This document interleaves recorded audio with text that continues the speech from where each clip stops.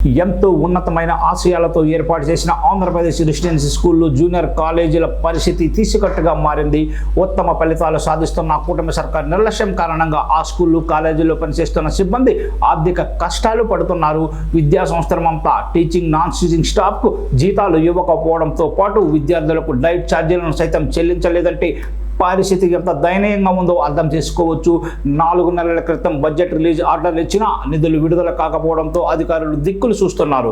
Residential స్కూళ్లలో సదుపాయాల కల్పనకు ఇచ్చిన బడ్జెట్ నుంచి కొంత మొత్తాన్ని 2 నెలల వేతనంగా సర్దుబాటు చేసినా ఇంకా 8 నెలల వేతనాలు అందలేదు. ఇంటర్మీడియట్ బోర్డు పరిధిలోని రెసిడెన్షియల్ కాలేజీలకు 4-5 నెలలకు బడ్జెట్ విడుదల చేస్తుండగా మైనారిటీ కాలేజీలకు 2024-25 విద్యా సంవత్సరానికి సంబంధించి గతేడాది జూలై నుంచి ఇప్పటి వరకు 1 నెల వేతనం కానీ ఆ విద్యార్థులకు చెల్లించే డైట్ ఛార్జీలు కానీ విడుదల చేయలేదు. నాగార్జున సాగర్లోని డిగ్రీ కాలేజ్ సిబ్బందికి 7 నెలలుగా వేతనాలు నిలిపేశారంటే పరిస్థితి ఎంత దయనీయంగా ఉందో అర్థం చేసుకోవచ్చు. నిరుపేద విద్యార్థులకు పూర్తిస్థాయి నాణ్యమైన విద్యను అందించేందుకు ఏపీ రెసిడెన్షియల్ ఎడ్యుకేషనల్ ఇన్స్టిట్యూషన్ సొసైటీని ఏర్పాటు చేశారు.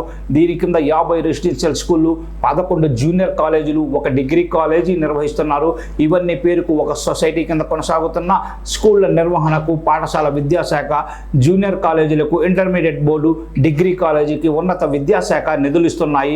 మైనారిటీ విద్యార్థుల కోసం ఏర్పాటు చేసిన 6 రెసిడెన్షియల్ స్కూళ్లకు అవసరమైన బడ్జెట్ను మైనారిటీ సంక్షేమ శాఖ కేటాయిస్తుంది. సిబ్బంది వేతనాలకు 15 లక్షలు, విద్యార్థుల డైట్ ఛార్జీలకు 30 లక్షలు కలిపి ప్రతి స్కూల్కి 45 లక్షలు ఇవ్వాలి. అయితే 50 స్కూళ్లలో 6 మైనారిటీ రెసిడెన్షియల్ స్కూళ్లకు 2024-25 విద్యా సంవత్సరం ప్రారంభం నుంచి సిబ్బందికి వేతనాలు కానీ విద్యార్థులకు డైట్ ఛార్జీలు కానీ విడుదల చేయలేదు. ఏప్రిల్ నెలతో విద్యా సంవత్సరం పూర్తయింది. అయినా గత 10 నెలలుగా 1 రూపాయి కూడా ప్రభుత్వం ఇవ్వలేదు. ఆ విద్యా సంవత్సరానికి మొత్తం 4.50 కోట్లు నిధులు కూడా ఇవ్వలేని దుస్థితిలో ప్రభుత్వం ఉందనే ఆరోపణలు వినిపిస్తున్నాయి. మరోపక్క 11 రెసిడెన్షియల్ జూనియర్ 1 డిగ్రీ కాలేజీలకు నవంబర్ నుంచి వేతనాలు, డైట్ ఛార్జీల చెల్లింపుల్ని నిలిపివేశారు.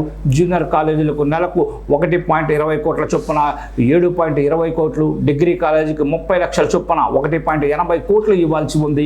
మైనార్టీ స్కూళ్ళు, జూనియర్ డిగ్రీ కాలేజీలు అన్నింటికీ కలిపి 13.50 కోట్లు చెల్లించాలి. వీటిలో కొన్ని స్కూళ్ళు, కాలేజీలు అద్దె భవనాల్లో కొనసాగుతున్నాయి. వేతనాల కోసం సిబ్బంది నుంచి ఒత్తిడి వస్తుండడంతో 3 నెలలకోసారి బడ్జెట్ రిలీజ్ ఆర్డర్లు ఇచ్చి ప్రభుత్వం చేతులు దులుపుకుంటుందే కానీ నిధులు మాత్రం ఇవ్వడం లేదనే విమర్శలు వెలువెత్తుతున్నాయి. మరోపక్క భవనాల అద్దె చెల్లించకపోవడంతో యాజమాన్యాల నుంచి ఒత్తిడి వస్తోంది. దీంతో చేసేదేమీ లేక భవనాలను ఖాళీ చేయాల్సిన పరిస్థితి తలెత్తింది. ఉత్తమ ఫలితాలు సాధిస్తున్న రెసిడెన్షియల్ స్కూళ్లపై కూటమి సర్కారు నిర్లక్ష్య వైఖరికి ఇదే అర్థం పడుతోందని విద్యావేత్తలు విమర్శిస్తున్నారు. వేతనాలు లేకుండా బతికేదలా అని సిబ్బంది ప్రశ్నిస్తున్నారు.